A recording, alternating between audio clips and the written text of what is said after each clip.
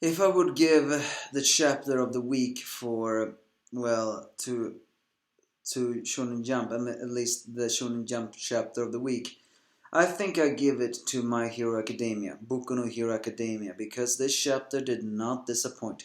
It was nothing more than pure heartwarming, pure Ochako greatness, and everything I wanted to hear from her. And perhaps even some implications that yes, maybe Deku is also beginning to fall in love with her. At least I hope so. Yes, it's me, the angry anime fan, the despair reviewer. And now we once again see a little bit deeper into Uchako's mind of it all. As we all recall, once upon a time, she really loved to see people happy. And we see that flashback back then when the hero did something and a lot of people were happy. We actually see the fact that her parents said that the hero is over there, but she didn't pay any attention to the hero. She paid attention to the happiness that the hero created. And she says in her inner thoughts, or maybe not her inner thoughts, I don't really know, that her parents always looked exhausted, which was painful to see. But now, and when I saw the heroes in action for the first time, her gaze always went to the other else. The big, and it's for the first time a lot of people pay attention to Deku's ragged state. And the fox lady, the one that he saved, or, well, we still don't know her name. I hope we will find out her name soon. The giant, I presume fox lady, says that he saved her, so he should actually, and he's been fighting this whole time. But the jerk-ass young man, the one who ironically actually has an All Might shirt, mind you. Maybe that's why he's so judgmental, because no hero is like All Might. Saying that, do you expect us to be like the mud? But Ochako immediately shuts him up by saying that the ones that will be coated in that dirt and in the fight is the one in the heroes. So he needs to wash up here and rest. And all of the different students of Class UA are tearing up to hear this resolve. And well, as Tenya Ida mentioning to Deku that right now Ochako is fighting for his sake too, for everyone else, so they can smile.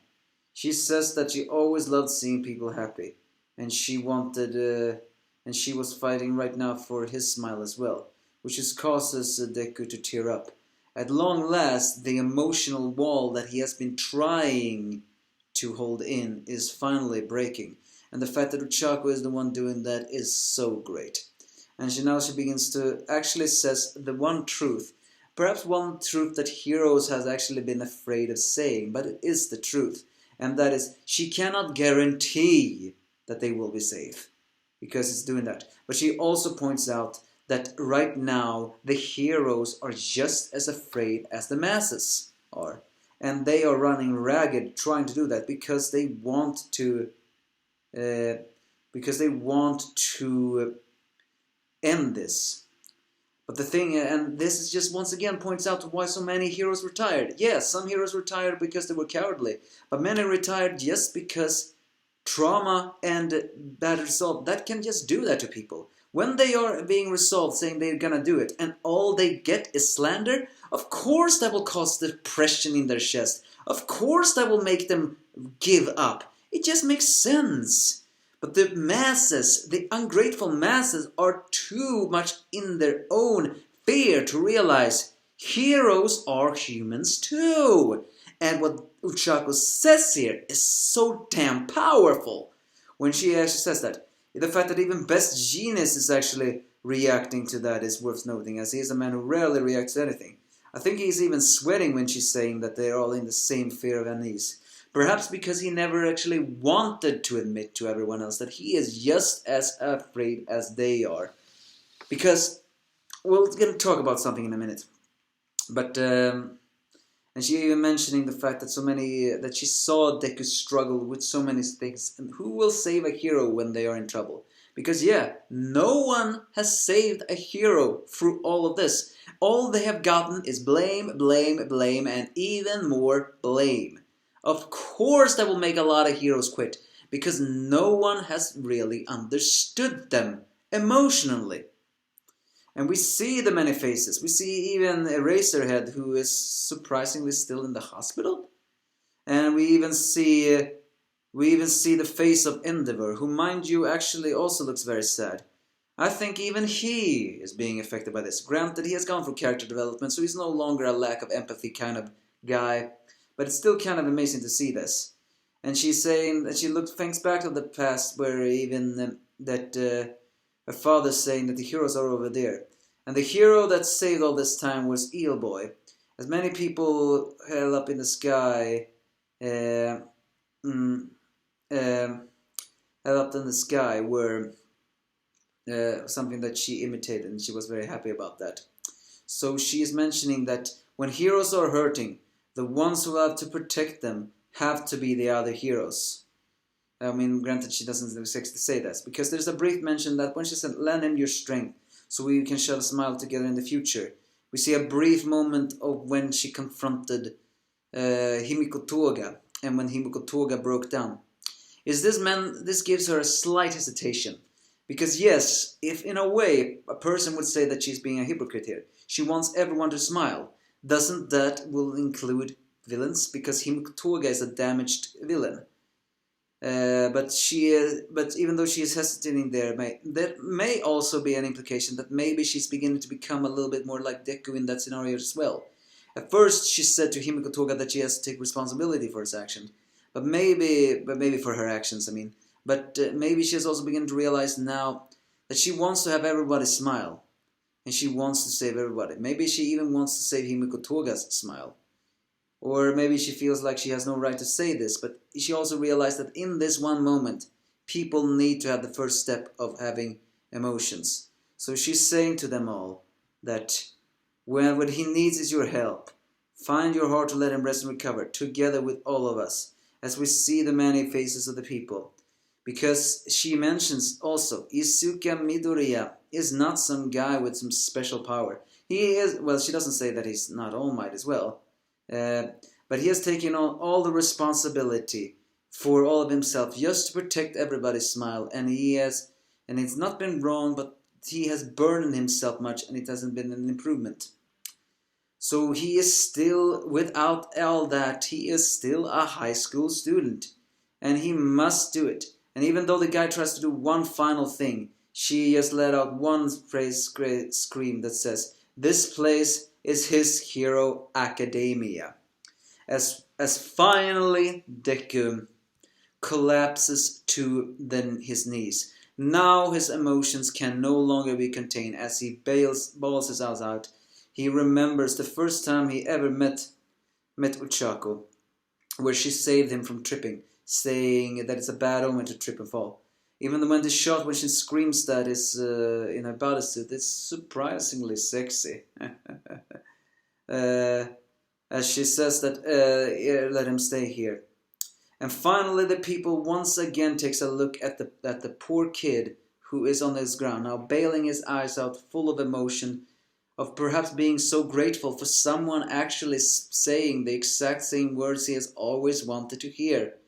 He felt emotion when he realized that he knew his friends would help him, but he didn't want to endanger them. But when he realized that his friends didn't care about any of that and will always be there to offload everything else, he gave up in the emotion, but he was still guarded for the fact of the ungrateful masses. But now, when Ochako says the exact same things, of the fact that everybody is afraid, she is saying exactly what Deku is feeling.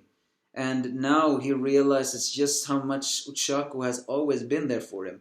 And when the masses see him crying out there of emotions of thanking, I'm pretty sure that they no longer see the kid that is being chased by Shigaraki. No, what they see is a poor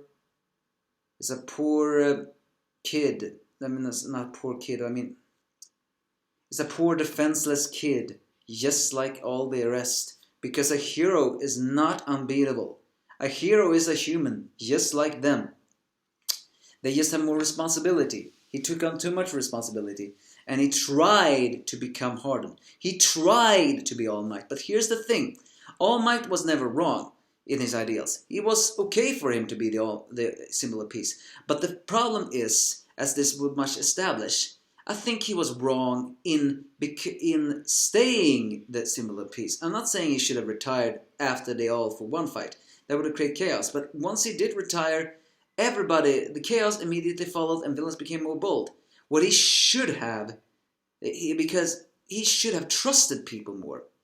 He wanted to shoulder everything else because he didn't want to burden everyone else. But he should have burdened everybody else, because doing that will have strengthened their emotions more. They could try to do the same, and it was only consequence for that. Ochako's speech, perhaps here, is finally making him break down emotionally. The things that he's been trying to do it because he has tried to be strong-willed. But now, hearing this, he's no longer that way. Breaking down will heal his emotional wound, and he will finally become stronger than ever before. Because he is only human. All Might was also human, but he tried to be something else. And he set the standards too high. That's also a thing. He was great as a hero, and great as a symbol of peace. But the problem is he set standards of a hero too high. Heroes relied on him. People relied on him. They relied simply too much on him. Stain became a madman just because he was so obsessed with All Might. Because no one was just like All Might. No one could be like All Might. Yes, maybe someone could be more rescuing and less about money. But the thing is, you cannot control people's emotions like that. People will always become heroes for different reasons. Whatever is good, greedy, or anything else. And people be judging hero of the fact that they fear. They do not realize this was exactly the same thing that All Might went through after his first fight. He lost his masters, everything. He pushed people away. Yes, he embraced his sidekick from America, David the Shield. But he pushed his other sidekick away. Because that sidekick felt like becoming invincible was the wrong thing. But even that sidekick was a little bit wrong. They should have just been trying a little bit more of the happiness of it all. So finally Deku breaks down and cries as the Fox Lady and even Kota runs to him as Nesso says that one step away, trying as much humanity struggles to make true progress. And finally the guy that's always been complaining shuts up, and everybody else shuts up as Kota and the Fox Lady runs to Deku. Very likely next chapter also his mother will do it, as the narration of Deku actually creates a very nice paragraph. He says in the narration, "This is the story of how I became the greatest hero." The very first one of the first lines he said in the first chapter. But here he also says, but now he suddenly says, and this is the story of how we all became the greatest heroes. All for one. One for all. Indeed. One for all is eclipsed here. This, for me, solidifies it. This is where Deku will surpass All Might, because he will not work alone anymore. At least I hope not. Because they will all become the greatest heroes. Maybe he's even implying that citizens will become it. It is no longer the fact that the greatest hero is the greatest hero. The fact is the fact that Deku and the others will become the greatest heroes because they are fighting for something no one else have ever done. To becoming more than just All Might. To become more than a symbol of peace. To become a unity of never giving up. A very straight up emotional chapter. Ochako was golden here. I wanted her to have her golden moment, and it did not disappoint. Last week was indeed just a warm-up. This was excellent. And I really hope Deku begins to get feelings for Ochako after this. Because the fact that when he remembers that she saved him, I think that just, at least now, I think he has always felt like Ochako had been important to him. But I think now, in that moment when she saved him the very first time, I think he begins to realize that she has always been there for him. She was there for him the very first time when she tripped. She was there for him when in the school, event, carrying everybody's and that.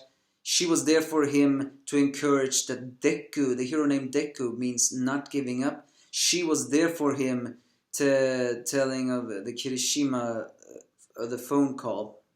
She was there for him when his black whip manifested. She was there for him when his arm was broken after they were on that trip. She was there for him when they did the provincial license exam by joining forces together. And she was there for him even in the hideout raid.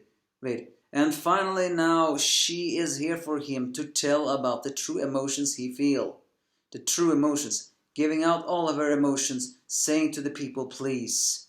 She has always been there for him. And I think now he begins to realize that. Give me your thoughts if you have any.